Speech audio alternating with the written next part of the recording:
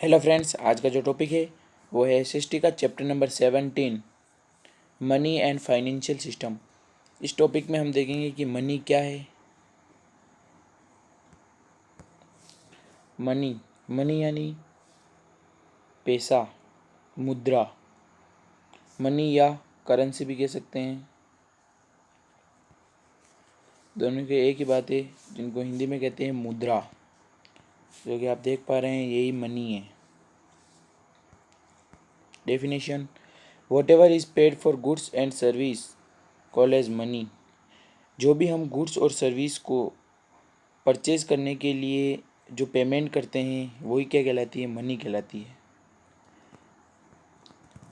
Goods और service को purchase करने के लिए हम जो पेमेंट करते हैं वही क्या कहलाती है? मनी कहलाती है। Currency is an item which is accepted by the all for the payment of goods and service. Currency एक ऐसा आइटम है जो कि एक्सेप्ट किया जाता है सभी के द्वारा एक्सेप्ट किया जाता है गुड्स और सर्विस के बदले में। Indian currency is known as Indian national rupee. जो हमारी इंडिया की जो करेंसी है उसको इंडियन नेशनल रुपी के नाम से जाना जाता है, जिसका कि सिंबल जो होता है वो इस प्रकार से होता है, ये देख पा रहे होंगे। The symbol of India rupees is design by Uday Kumar. जो इंडिया के जो इंडियन रुपी का जो सिंबल है वो डिज़ाइन किया गया है उदय कुमार के द्वारा। ये जो सिंबल है इंडियन रुपी का वो किसके द्वारा डिज़ाइन किया गया है? उदय कुमार के द्वारा। अब हम देखेंगे कि ओरिजिन कैसे हुआ है। करेंसी जो मुद्रा है उसका ओरिजिन कैसे हुआ है और उसका डेवलपमेंट किस प्रकार से हुआ है। Currency is known as money in English language. Currency को जो है वो इंग्लिश लैंग्वेज में मनी कहा जाता है। The term money originate from Latin word Moneta. जो मनी जो है, मनी टर्म जो है वो ओरिजिनेट हुई है लैटिन वर्ड के मोनेटा से। The first currency mint in Rome was established in temple of goddess Moneta and coin from this mint were named money। जो फर्स्ट करेंसी जो थी वो रोम में बनाई गई, जो कि टेम्पल इस्टेब्लाइज किया हुआ है, टेम्पल ऑफ गॉडेस मोनेटा। वहाँ पर फर्स्ट में करेंसी को ओरिजिनेट किया और जहाँ पर वो जो कॉइन्स ओरिजिनेट हुए थे उनका नाम रखा money. Gradually money was used as currency. जो मनी जो है वो करेंसी के रूप में यूज़ होती है। India and China were the first country which issue coins. India और चाइना जो है वो फर्स्ट कंट्री है जिसने कि इशू किए हैं कॉइन्स। कॉइन्स को इशू करने वाली जो फर्स्ट कंट्रीज़ है वो है India and China. In India silver coins were issue in Maurya period. हमारे इंडिया में जो सिल्वर के कॉइन्स जो हैं वो इशू किए गए मौर्य पीरियड में। इशू कब किए गए? जो मौर्य पीरियड चल रहा था उसमें इशू किए गए।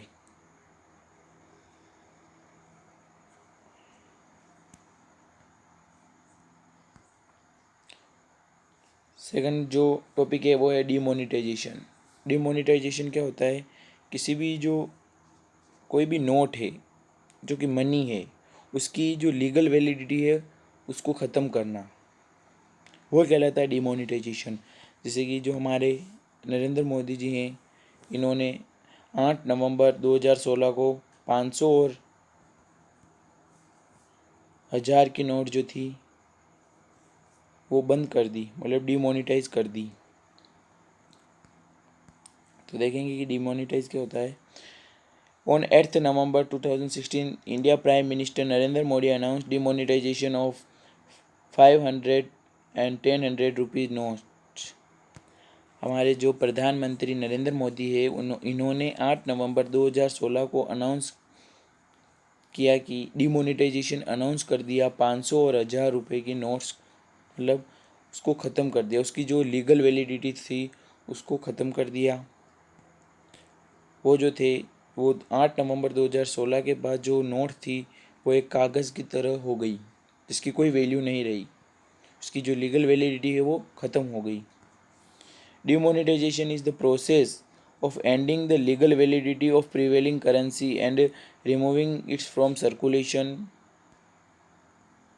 या फाइनेंशियल प्रोजेक्ट जो है वो गलत है, या लिख देना इज कॉल्ड डिमोनेटाइजेशन। डिमोनेटाइजेशन एक ऐसा प्रोसेस है जो कि ख़त्म कर देता है, लीगल वैलिडिटी को ख़त्म कर देता है प्रिवेलिंग करेंसी, जो कि करेंसी इंडिया में चल रही है, जिस किसी भी देश में चल रही है करेंसी जो रनिंग में है, उस करेंसी की जो लीगल वैलिडिटी है उसको ख़त्म कर देना, और जो सर्कुलेशन से रिमूव कर देना, यही क्या कहलाता है, demonetisation.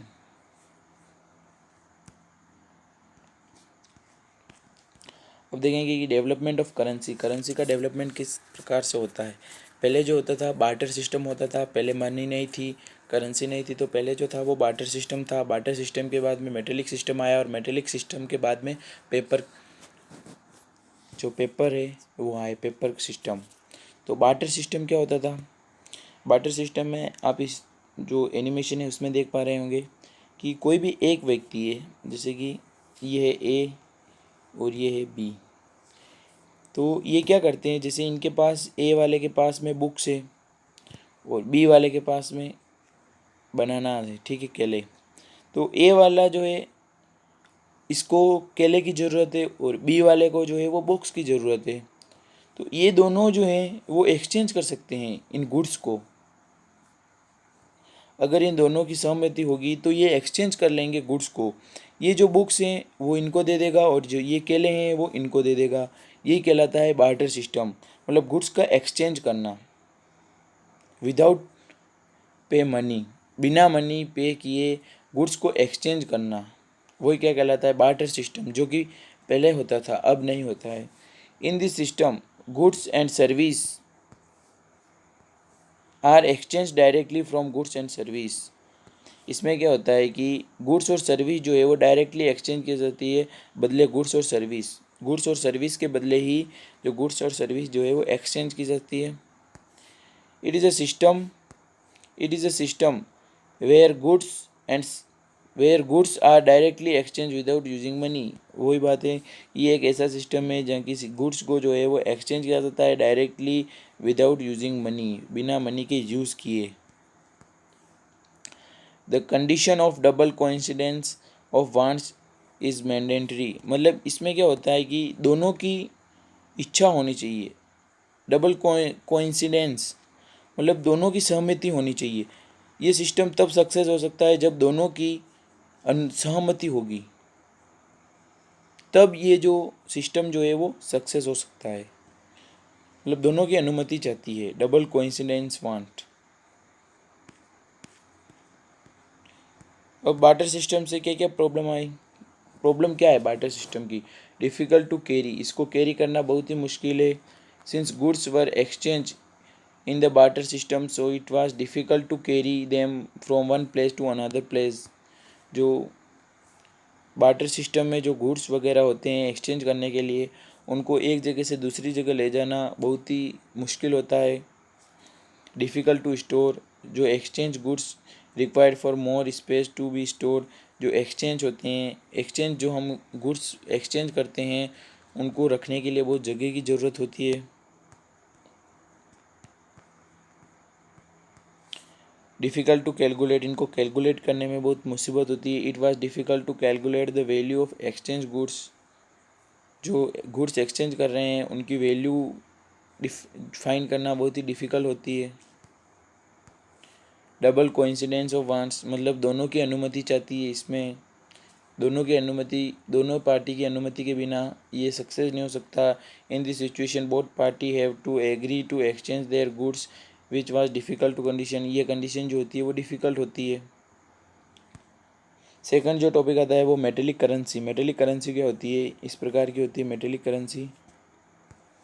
In the beginning metallic pieces were used in the form of currency. शुरुआत में जो मेटल के पीस होते थे, मेटेलिक पीस, वो करेंसी के रूप में यूज़ किए जाते थे। Later coins were stamped and their values was marked on them, और बाद में जो थे उन पर वैल्यू स्टैम्प की गई और उन पर जो वैल्यू जो थी वो मार्क्ड की गई। जैसे कोई भी मेटल का पीस था, पहले तो डायरेक्ट एक्सचेंज करते थे मेटल का, उस पर कोई वैल्यू नहीं लिखी हुई होती थी, लेकिन बाद में क्या किया कि उन पर वैल्यू लिख दी गई। जैसे 1 रुपया है, ये 2 रुपये हैं, ये 5 रुपये हैं, बाद में लिखी गई, पहले नहीं थी शुरुआत में। The use of metallic coins started in China, India and Egypt. इन तीनों कंट्रियों में फर्स्ट में मेटेलिक कॉइन्स जो थे वो स्टार्टेड किए गए। अब क्या प्रॉब्लम्स है मेटेलिक करेंसी की? Transfer of metallic currency was difficult. Metallic currency जो होती है उसका ट्रांसफ़र करना बहुत ही मुश्किल है। जैसे कि आपको एक कार की ज़रूरत है, ठीक है, किसकी ज़रूरत है? कार की ज़रूरत है। तो कार जो है वो है समथिंग 25 लाख की, 25 लाख की कार है। तो इसमें आपको अगर मेटल के जो करेंसी होती थी वो भी चल रही होती, तो आपको क्या ट्रक भरकर वो मेटल के जो पीस थे वो ले जाने पड़ते, ठीक है। बट अभी जो है वो पेपर करेंसी है, आप 25 लाख रुपए एक हाथ में ले जा सकते हैं। बट जो मेटल के जो पीस होते हैं, मेटल की जो करेंसी होती है, उनको ले जाना बहुत ही डिफ़िकल्ट होता है और ये पॉसिबल नहीं है। तो इसको कैरी करने में बहुत ही दिक्कत आती है। प्रोडक्शन वाज एक्सपेंसिव, इसका प्रोडक्शन बहुत ही कम है। It is very difficult to fulfil increase demand through metallic currency. जो लोगों की डिमांडें हैं वो इंक्रीज़ हो रही है, इनको फुलफ़िल करने में मेटेलिक करेंसी जो है वो सक्सेस नहीं हो सकती। तो अब आती है अपने पेपर करेंसी। ये देख सकते हैं paper currency. Due to limitation of metallic currency, paper currency was developed. मतलब कि मेटेलिक करेंसी की कमी के कारण पेपर करेंसी का डेवलपमेंट किया गया। Paper currency is free from all these problems which are existed in metallic currency.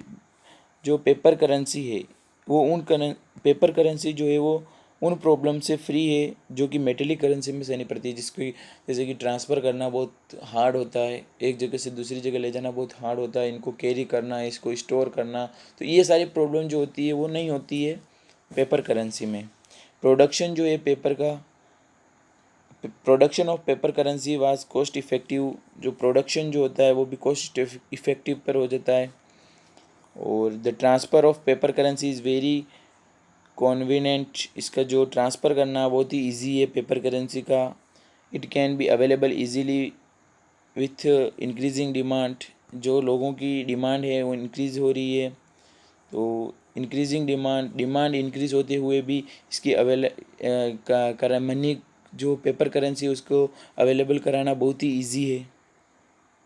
तो हमने पढ़ा है कि पहले जो था वो पहले फर्स्ट में बार्टर सिस्टम चलता था। बार्टर सिस्टम में क्या करते थे, किसी के 2 पर्सन होते थे उसमें, ए एंड बी। इसके पास यदि 1 किलो गेहूँ है और इसके पास 1 किलो एप्पल है, तो ये क्या कर सकते हैं कि अगर यदि बी वाले को गेहूँ की ज़रूरत है और ए वाले को एप्पल की ज़रूरत है, तो ये दोनों की अगर इच्छा होगी तो ये गुड्स को जो है, दोनों के पास जो गुड्स हैं उनको एक्सचेंज कर सकते हैं। तब ऐसा सिस्टम होता था। पर बाद में जो है बहुत मुसीबत होती थी इसको कैरी करने में। तो सेकंड जो करेंसी डेवलप की गई थी वो मेटेलिक करेंसी की गई थी। पर मेटेलिक करेंसी भी जो थी वो सक्सेस नहीं हो पाई थी, क्योंकि इसको कैरी करना बहुत ही डिफ़िकल्ट है। इसका जो प्रोडक्शन जो है वो सही से नहीं होता है, और प्रोडक्शन जो है वो बहुत ही कम होता है, और इसको डिफ़िकल्ट कैरी करना बहुत ही मुश्किल है। इसका प्रोडक्शन बहुत ही कम होता है बस। और जो थर्ड आई थी वो है पेपर करेंसी।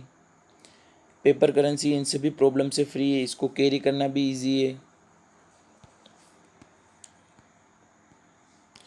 इसको एक जगह से दूसरी जगह ट्रांसफ़र करना भी इजी है। ये सभी प्रॉब्लम से फ्री है जो कि उन दूसरों में आती है।